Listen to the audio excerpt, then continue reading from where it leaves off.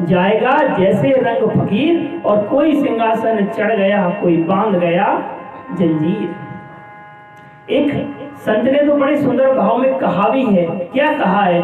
संग ले जाएगा ना दौलत और खजाने को, संग ले जाएगा ना दौलत और खजाने को, जिंदगी तुझको मिली है राम गुण गाने को, जिंदगी तुझको मिली है राम गुण गाने को, जिंदगी तुझको मिली है राम गुण गाने को। संग ले जाएगा ना दौलत और खजाने को, संग ले जाएगा ना दौलत और खजाने को, जिंदगी तुझको मिली है राम गुण गाने को, जिंदगी।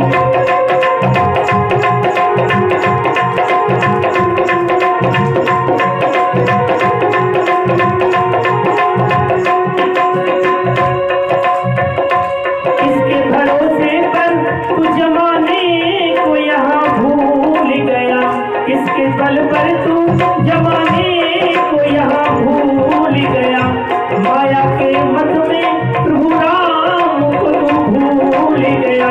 बड़ा मगरूर है तू, सत्य से दूर है तू, बड़ा मगरूर है तू, सत्य से दूर है तू, जग में आया नहीं तू केवल धन कमाने को, जग में आया नहीं तू केवल धन कमाने को, जिंदगी तुझको मिली है राम गुण गाने को, जिंदगी तुझको मिली है राम गुण गाने को।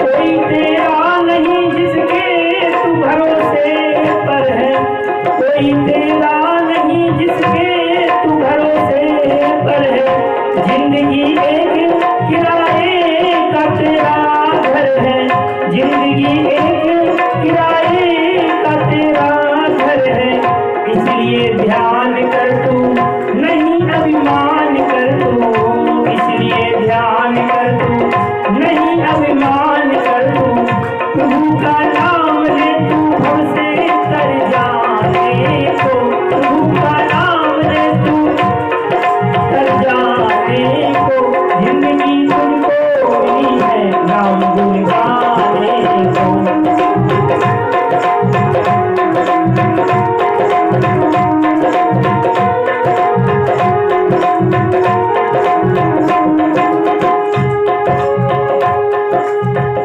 जिंदगी तुझको मिली है राम गुण गाने को। ये जिंदगी आपको किस लिए मिली है? राम का गुणगान करने के लिए।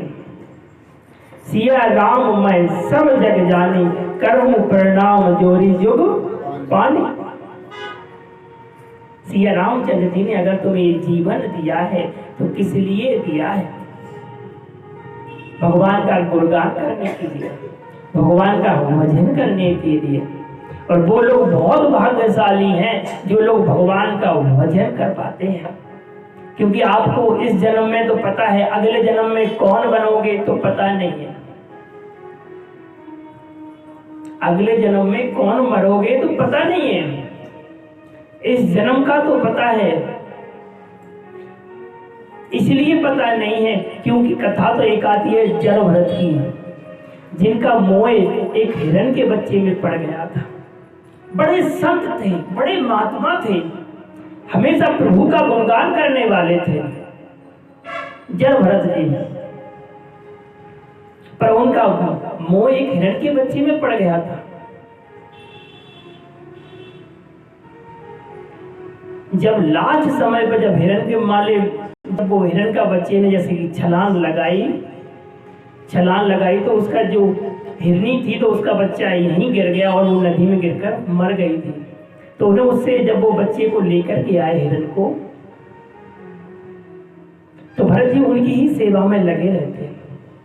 जब भरत जी उनकी सेवा में लगे रहते और एक दिन वो जब छोड़कर चला गया, कोई भी व्यक्ति से आप ज्यादा प्रेम करोगे तो बाद में उतना ही कष्ट होगा बिछड़ने में। जब उन्हें उससे ज्यादा प्रेम लगाव हो गया, क्योंकि वो जब उनके पास बैठते तो वही हिरण का बच्चा उन्हें चाटने लगता। जब वो चाटने लगता तो उन्हें बहुत अच्छा लगता। एक दिन वो चला गया और जब वो चला गया तो लास्ट समय पर उसी का ध्यान रहा। और लास्ट समय पर जिस व्यक्ति का आपको ध्यान रहेगा उसी का जन्म आपको लेना पड़ेगा।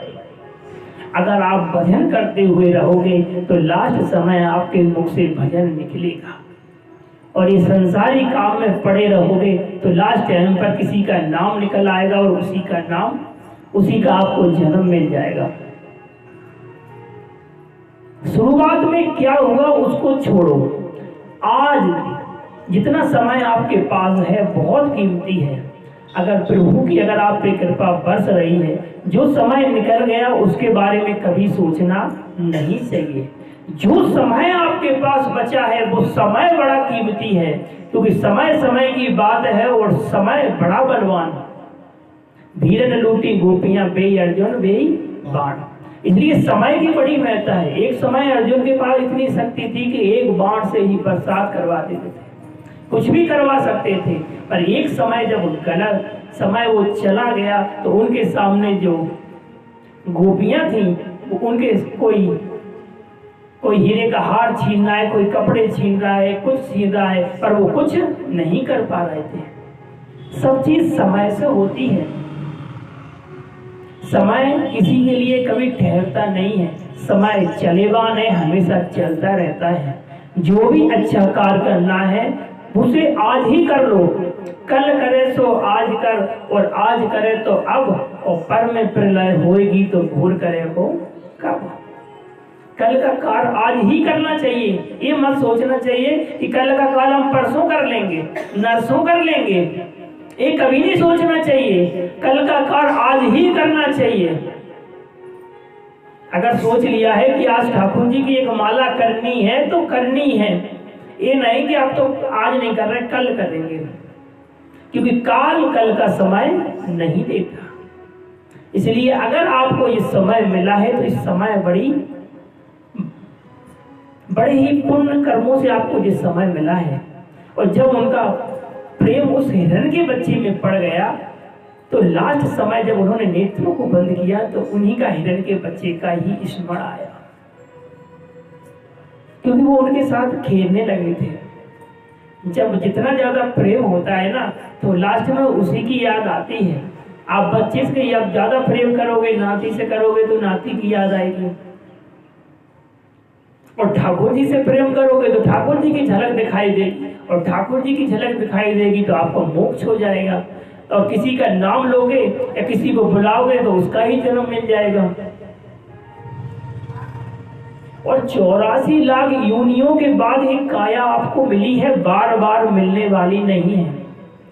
बार बार नहीं मिलेगी मनुष्य नाम की मौज, बार बार ये आपको नहीं मिलेगी।